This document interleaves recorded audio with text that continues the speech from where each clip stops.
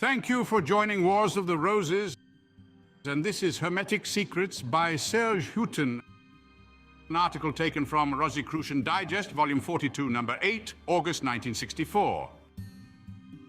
Hermetic Secrets by Serge Hutin, revealed in the windows of Renaissance structures. A familiar saying of European adepts runs that alchemic operations are the work of women and children.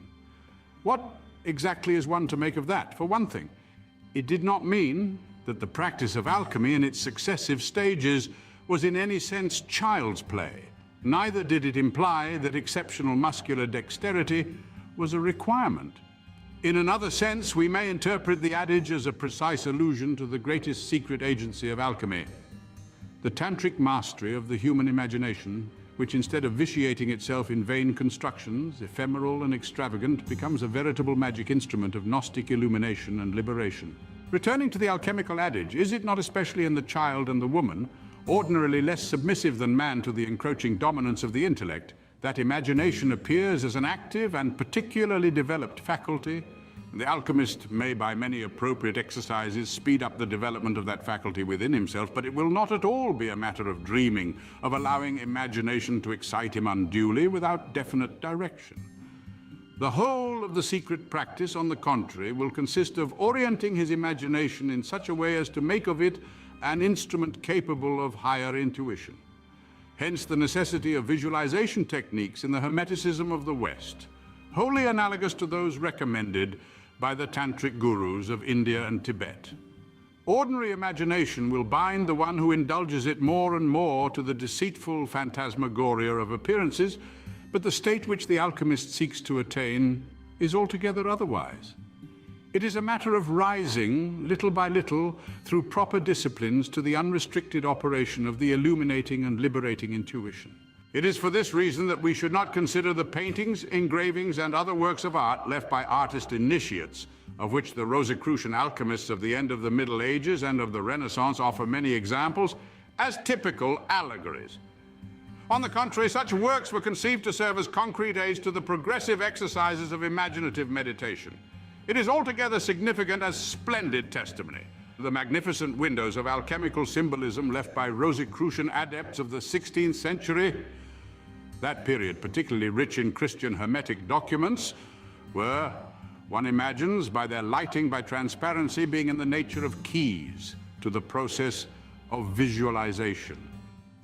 The Parisian church of Saint-Merry, located not far from the celebrated Tour Saint-Jacques, was in the 16th century an edifice under the direct supervision of a Rosicrucian initiatic organization of Christian alchemists, a group without doubt having lines of traditional attachment with Templar remnants.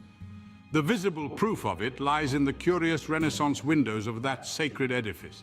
There is, for example, represented on the small window of one of the lateral chapels on the left side, one which seems purely and simply a convocation ritual presided over by two personages on the first level. On the left, a woman, corresponding to the maître of a chapter, and on the right, a man, from all appearances, the master. The two rose windows of the Saint-Merry entirely confirm a truth often lost sight of. Their use as symbols of meditation, as are the mandalas of Tibetan tantric paintings.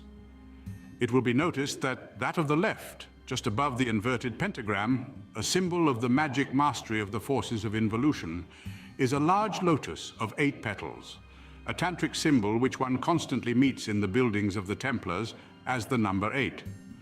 Over the rose window on the right appears a whole series of alchemic symbolism, in particular the little river, symbol of the narrow door, which runs between two mountains, one in shadow, the other in light. At Provence, that old city, for so many centuries an important initiatic center, the Church of Sainte-Croix has a curious alchemical window from Renaissance times, which must be attributed to these same Rosicrucian Hermeticists. There is seen the cup of the Holy Grail associated with spears of wheat, traditional symbol of the resurrection in the Eleusinian mysteries, and what is even more curious is the superimposition of two visual schemes upon the glass, each of the small lozenges forming the visible support of the figures of the first scheme. In effect, a landscape is presented in extreme detail, each lozenge in itself being a complete panorama of a city, a landscape. Thus one might assume that the window could be used in two successive modes of intuition, visualization of the large forms, then in turn, each of the miniature landscapes in back of them. We shall leave the reader to decide for himself. Thank you for watching, and please don't forget to share, like, subscribe, and comment. And if you can, please consider donating to Wars of the Roses. Links to PayPal and Patreon are in the description. Thank you so very much.